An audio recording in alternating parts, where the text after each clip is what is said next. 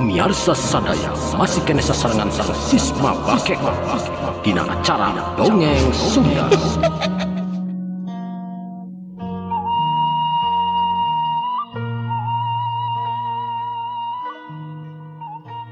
Assalamualaikum warahmatullahi wabarakatuh.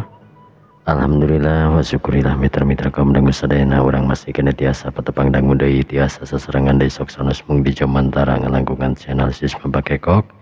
Alhamdulillah dina dinten ayeuna urang tiasa neraskeun dihancar dongeng anu katunda dina dinten kamari jajaranna si Peloy karyana Kang Carsud Bakekok bagian anu ka 27 natang tasrideun dinten ayeuna nya. Mudah-mudahan ku ayeuna ieu acara dongeng teh sing ngacantenkeun panglipur kalebu panggebrahmana hiburan kanggo mitra-mitra sadayana di mana wae ayana di suklakna di siklukna anu sami-sami mika cinta tur mika resep kana seni budaya Sunda tengah-tengah memulai seni urang seni tradisional Sunda seni tradisional Indonesia. Mitra-mitra pribadi saking nganuhunkeun pisan ka sadayana anu tos masihan doronganana anu tos masihan like, komen, sareng subscribe-na. Mudah-mudahan we anu teu acan subscribe mangga di subscribe supados channel ieu tetep aya tur tiasa masihan hiburan anu langkung sae di ka palawargi sadayana nya. Teu hilap oge kanggo wargi-wargi anu sok sering manco di antawisna aya urang Pandeglang Banten, aya urang Cileungsi Bogor, aya urang Gunung Putri, aya oge anu ti Bogor Barat nya atur nuhun pisan wilujeng ngadangukeun we nya. Teu hilap oge kanggo ka urang Jakarta, Jakarta Barat, Jakarta Selatan, Jakarta Timur, Jakarta Utara wilujeng ngadangukeun oge. Aya nu ti Bekasi nya teh ti Cibarusah atur nuhun pisan nya. Teu hilap kanggo wargi-wargi anu aya di kota Sukabumi wilujeng ngadangukeun oge, anu aya di Cianjurna wilujeng ngadangukeun oge, tur anu di Saudi wilujeng ngadangukeun oge nya. Atuh mitra-mitra aya anu ti daerah Tasikmalayana yeuh anu di Karangnunggal wilujeng ngadangukeun, aya anu ti Cipatujahna, ti Sinangkertana, teras oge anu ti Gunung Sabeulah wilujeng ngadangukeun oge nya wargi-wargi sadayana anu aya di daerah Tasikmalaya. Atuh aya oge anu ti Cikatomas. Anu Cikatomas anu sok sering hadir wilujeng ngadangukeun oge. Teu hilap oge kanggo ka wargi-wargi anu aya di Kalimantan di Kalimantan tebihnya di Panajam Utara wilujeng ngadangukeun oge. Aya oge anu di Banjarnegara tah wilujeng ngadangukeun nya. Kanggo ka wargi-wargi anu aya di Bandung anu ti Cikancung, Cicalengka wilujeng ngadangukeun oge. Anu ti Subang ti daerah Sumedang aya anu ti Jalan Sriwijaya, di Jalan Babakan Priangan oge, anu ti daerah Cililin wilujeng ngadangukeun wae nya. Cipongkor wilujeng ngadangukeun wae nya. Mitra-mitra seperti yang kulang tinggal waktu semangat urang dilajengkeun wae dong isuna teh wilujeng ngadangukeun. Brung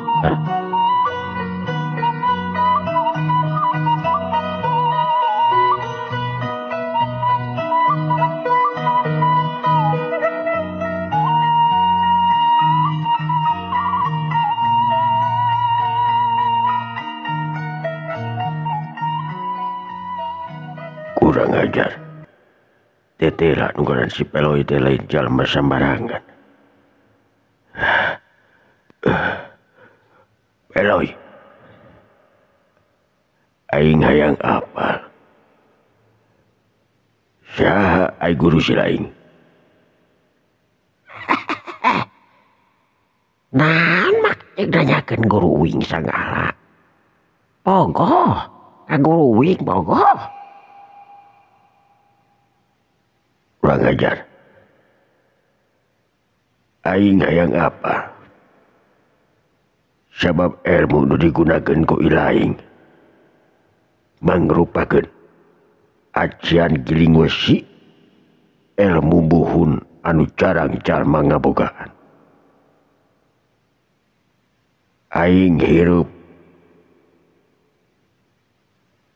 geus marang malintang di dunia kacawaraan. Karek ayeuna deui manggihan ajian giling wesi euy. Sanggeus paheula aing papanggih jeung jalma anu ngabogaan ajian kiling wesi anu ngaran si Suling Sakti.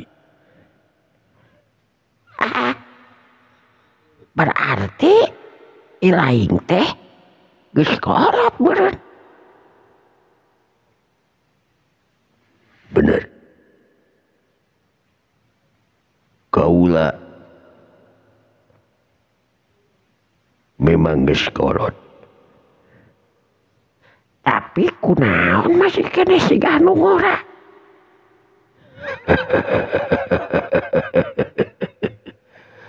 Ya umur hirup aing moal ngalakon kolot dulu. Aing ngabogaan aji kacayaan. Sanajan ngaing geus umur 100 tahun bakal cigah umur 30 tahun dulu. Wah. Hebat. Oh mun kitu mah. Uing haja mun kitu mah.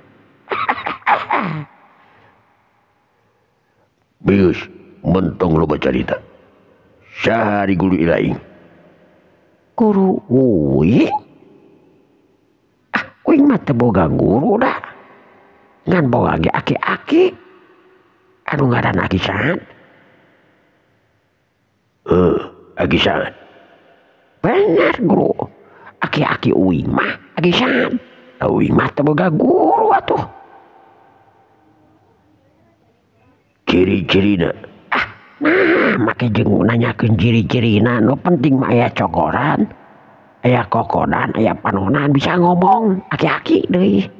Kurang ajar sia ditanya teh. Lain kurang ajar. Da memang kawas kitu ciri-cirina teh. Setan sia. Cuk eta jalma. Beri kekerot lantaran si Peloy diajak ngomong ngadon nembalana teh kakaler kaki dul nu teu puguh teh. Ari ilaing saha tuh? Kauya. Kaula nu galon si Bayu Laksa. Kaula anu pernah jang hareupan aci kiling wasi. Baheula kaula memang taluk. Kungaran Ki Suling Sakti anu ngabogaan aci uling wesi. Tapi ayeuna aya deui anu ngabogaan aci kiling wesi. Nu tangtuna moal salah. Andika Peloy muridna si Suling Sakti. Si Suling Sakti saha teh? Uing ge boga suling mah. Ceuk si Peloy harita bari nemongkeun suling anu teu pernah lesot tina awakna digagando. Si Peloy harita nyokot suling anu aya dina tonggongna nu ditalian. Ya, iya suling uing mah. Gebeg. Eta jalma anu ngaran Ki Bayu Laksa kacida kagetna sabab manehna apal kana eta suling. Sanajan eta suling geus pernah dikeueum anu puluhan tahun ku Ki Saad, tapi manehna apal yen suling eta teh pernah digunakeun ku Ki Suling Sakti alias Aki Saad. Di mana waktu harita Aki Saad masih keneh ngora. Hiji oge jawara anu mampu nandingan kana pangarti Aki Saad anu dianggap sakti mandraguna waktu eta. Kaula apal eta suling anu dibawa ku Andika Peloy. Nah Andika muridna Suling Sakti. Teu apal uing mah Suling Sakti teh saha? Si Peloy keukeuh ngomong teu apal, memang teu apal adi si Peloy mah. Lantaran Aki Saad teu pernah nyaritakeun anu ngaran sabenerna Aki Saad teh mangrupakeun jawara zaman bahun zaman baheula anu ngagemparkeun dunia kajawaraan anu ngaran si Suling Sakti. Sabab aki uing mah teu pernah nyarita saha ari si Suling Sakti ngan anu jelas mah uing mah teu boga guru nu ngaran Suling Sakti. Artina Guru Andika teu pernah ngobrol ke Andika yen manehna si Suling Sakti. Ieu teh rek gelut ngadon diajar cacarita yeuh. Peloy, ulah kurang ajar sia. Kaula anu geus ngemalang melintang di dunia kajawaraan. Apal ketakna para jawara. Beda jeung Ilaing euy. Nah, beda anak kumaha? Ilaing persis jeung guru Ilaing. Anu lamun diajak ngobrol kalah ngalir ngidul. Geus teu puguh jawabanana. Terus? Urang ngajar. Ayo urang teruskeun. Hayu atuh. Seret. Harita di Bayu Laksa buka seranganana. Reketek leungna kadengi harita ting reketek. Ari si Peloy harita ningali kana gerakan di Bayu Laksa tur anu masang kuda-kuda anu aneh cek manehana mah. Sebab pasang kuda-kuda Ki Laksa teh sukuna hiji ka hareup ari leungeunna harita lir ibarat bango anu rek macok. Kunaon make jeung sukuna dijengkekeun sagala teh. Eta leungeunna make jeung duanana sigarek nutug. Eta teh jurus naon euy? Pokona Ilaing kudu tatahar. Hiu cereat jelek. Harita di Bayu Laksa geus tengah layanan di omongan si Peloy. Manehna nyerang ngarah kana awakna Ki Balung Ki si Peloy. Awakna cocorelatan. Ari si Peloy anu keur nangtung harita kaget ningali serangan Ki Bayu Laksa anu kacida gancangna harita. Jerat jeng si Peloy harita cucurelatan. Nah nyingkahan serangan Ki Bayu Laksa anu karasana harita ku si Peloy. Lir ibarat aya angin anu hawa panas nembus kana awak manehanana. Si Peloy dina hatena ngomong, Tetela euy. Lain jalma sambarangan yeuh. Nyebut nama cenah. Ieu jalma teh keur jaman aki aing ayana anu boga kajayaan anu teu daek gora. Teu daek kolot. Waduh. Jeung seranganana oge mantap. Muriding ya karasa kuing asa aya angin panas. ceuk si Peloy harita. Curelat jeng. Ki Bayu Laksa nyusul tepus harita. Nu maksudna harita rek ngalak ngarah kana pelemah dada si Peloy. Dua leungeun Ki Bayu Laksa harita kunta ganti. Ari si Peloy harita mundur ka tukang. Sabab tetela serangan Ki Bayu Laksa ngarah kana pelemah dada jeung jajantung manehanana. Modar sia kurang ajar. Ceuk si Bayu Laksa harita beri luncat. Nyusul tepus. Maksudna rek ngacejek kana leka kemplong si Peloy anu katingali ngemplong. Orokaya si Peloy oge mung lamun kudu dicecek bebokongna ku Ki Bayu Laksa. Sakolepat si Peloy harita ngagiwar ka belah kenca bari nepak suku pelemah keuningna eta jalma. Hiuplak galeong. Ki Bayu Laksa harita ngagaleong beunang ku tepakan leungeun si Peloy anu ngandung kekuatan tenaga jero anu rohaka kacida. Aduh, kurang ajar sia.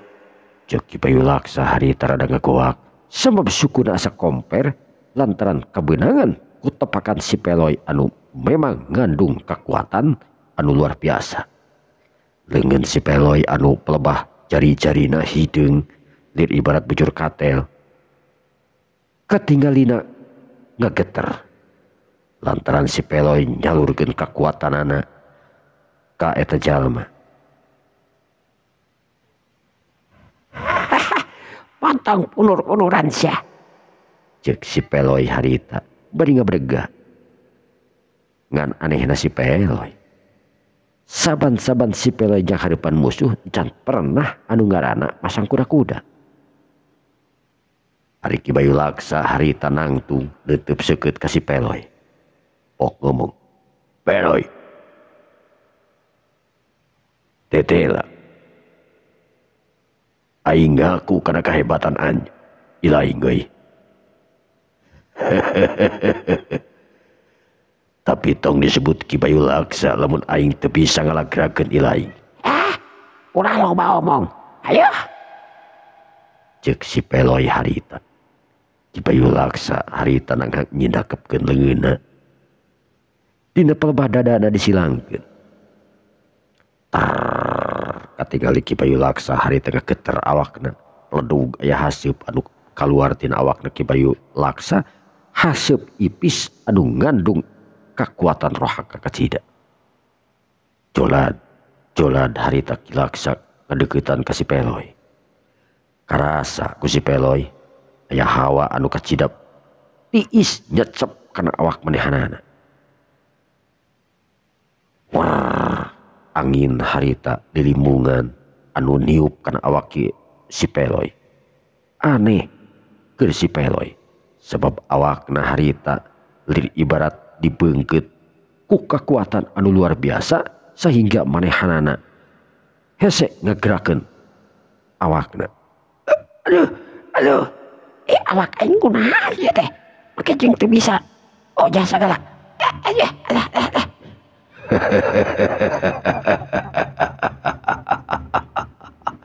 Peloy. Ilaing can apalah saha ari kaula. Ceuk eta Ki Bayu Laksa seuring ngegagak bari lalengakan sabab si Peloy memang katinggalina geus teu bisa ojah deui kabeungkeut ku kakuatan Aji Sutra Ungu anu memang dicangking kumanehanana. Dari si Peloy harita anu memang awakna kugurinyalan hayang leupas tina kekuatan eta musuh anu disebut Aji Sutra Ungu. Si Peloy harita ngeluarkeun kekuatanana. Aduh, aing jadi kesan kieu ya. Leungeun aing manihara serek diangkat oge. Cek si Peloy harita inget kana pepatah guruna. Si Peloy harita maksakeun nyokot suling anu memang kumanehanana dicangking. Si Peloy harita geus suling geus kakeupel kumanehanana. Barangkep suling kakeupel kumanehanana. Sora angin harita anu dilimbungan gede kacida lir ibarat angin topan anu ngahantem naon wae. Si Peloy maksakeun berat-berat oge harita anu leungeunna karasa gejad harita. Maksakeun nyekel suling tur arek ditiup. Barang harita suling geus nampe dina pelebah pahamna si Peloy. Si Peloy niup suling ai kerelik atuh harita kadenge sora suling ngakerelik kacida. Kuludug harita di awang-awang ibarat aya gelap anu memang ting kuludug pasusul-susul. Angin ting saleor di mana wae atuh puguh. Ki Bayu Laksa kaget anu luar biasa sabab kekuatan dina eta suling manehna geus apal. Langka jalma atanapi jalma anu mampu ngalawan kana kekuatan eta suling anu dicangking baheula ku guru si Peloy anu mangrupa si suling sakti. Dalik deug harita Ki Bayu Laksa bari nutupan pelebah ceulina harita lantaran eta sora suling teh nemus kana ceulik manehna. Suling sakti terus ditiup ku si Peloy. Peloy.